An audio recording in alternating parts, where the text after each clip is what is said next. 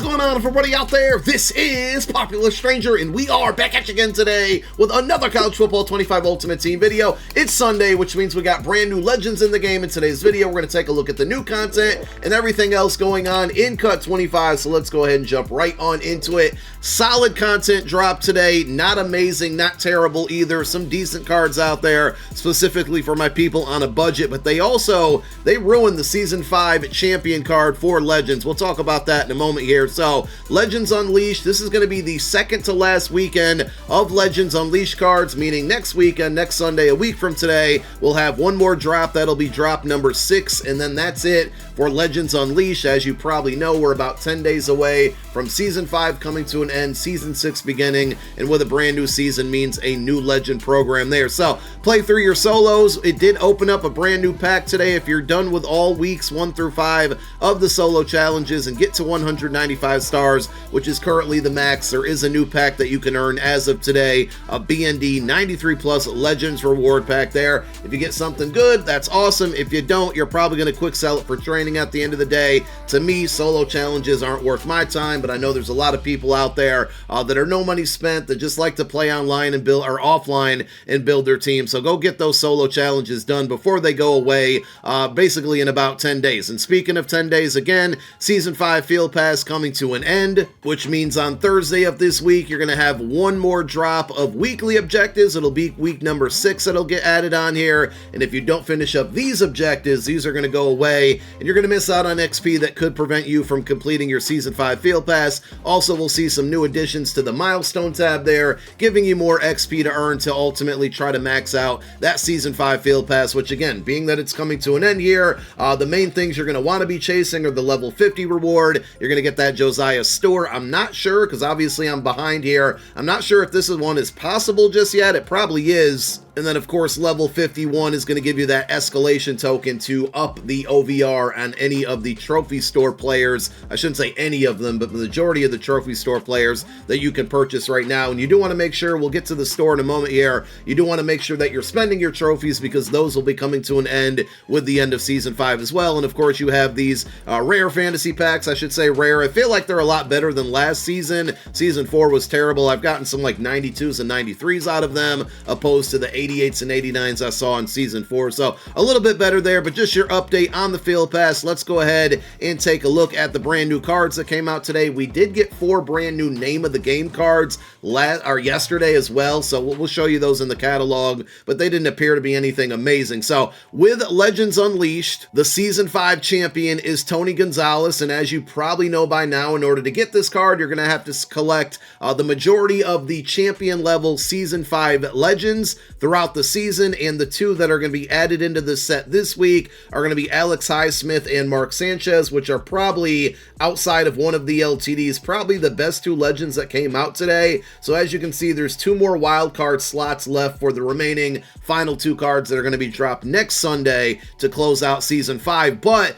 this set at this point, specifically because of today and this entire week, I don't think it's worth it. Now, if you're trying to collect this card to get the, the ultimate champion card, which is going to be a 99 overall player and achieved by collecting all of the champions throughout every single season. So Tebow, Deshaun Jackson, Charles Woodson, Gerald McCoy, and then this season's Tony Gonzalez. We'll find out in about 2 weeks here who the 6th and final player is going to be. If you need Tony G specifically for this, you're going to want to go after it. But outside of that, this card is just simply, it's no longer a special player. I mean, just go to the catalog and sort by tight end. Obviously, Tony G is the first one to come up here. 98 overall, 95 speed, 6'5". He has good catching, good route running. Run block is, it's decent, right? 80 is not terrible. It's not great. But then you go across the board here. So we got a brand new LTD in George Kittle that came out today. This card will be expensive, but I'm saying probably by next week, next Sunday, when people who are, not smart enough, or maybe don't know any better, and again, I get it, people are going to go after the Tony G because they want it for that 99 overall champion set there,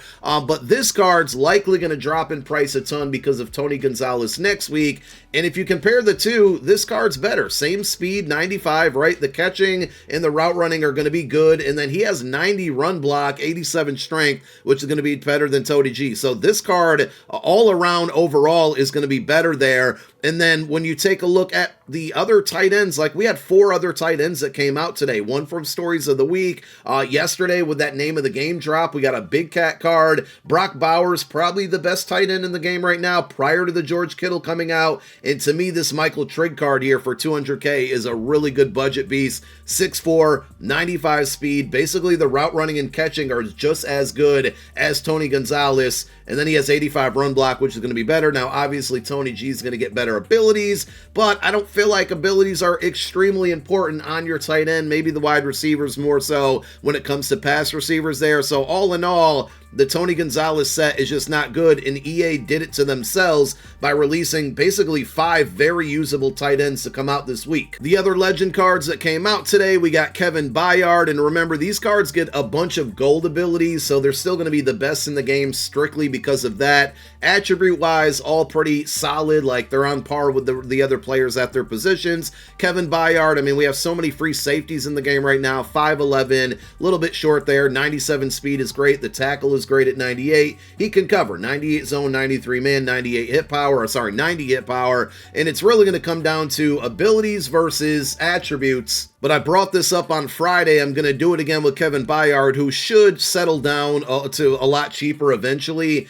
But this card, again, ability-wise differences, but attribute, this card is no better than the Caleb Downs that came out well over a month ago. I think almost 2 months ago at this point. +1 in speed there. Coverage is better. 97 man, 99 zone, 93 hit power. And obviously Caleb Downs is going to be taller as well. So to me, unless this Byard card comes way, way, way down in price here, it's just simply not going to be worth it. Now, when it comes to the abilities, you obviously have, Ball Hawk Gold, Blanket Coverage Gold, Robber Gold, House Call Gold. So you have all of the good gold abilities that you're going to want on any position here, and that's what makes the Legend program better. I'll be very curious to see when Season 6 comes out and we start to get brand new Legends from that. Are we going to see all of the Legends maybe get Platinum abilities like they got Gold for most of this entire season, if not the entire season at all? I can't remember. So those are your 2 LTDs. I don't really think Byard's that great outside of the abilities there, and then George Kittle is really, really good and should stay up there as far as price goes. Then we have 4 97 overall champions. 2 are, I should say, 1 is not great in Taco Charlton here, mostly because his power move is going to be at 88, but he still has 92 speed. He's really fast, 97 acceleration. The 86 strength is a bit low there, 98 finesse move, 95 block shed, and because he is a legend card, he is going to get gold quick jump, so he's just going to separate himself from a lot of cards at his position strictly because of that. But we have another defensive end in Alex Highsmith, and this card to me out of the 2 looks a lot better there, a little bit faster at 93 speed. The strength is much higher at 95, finesse move 93, power move 97, block shed 96. So if this card ends up being inexpensive and hovers around like 200,000 coins and you're looking for some help at defensive end, I would definitely look at this one because he's also going to get gold jump for quick there, or quick jump for gold is what I meant to say.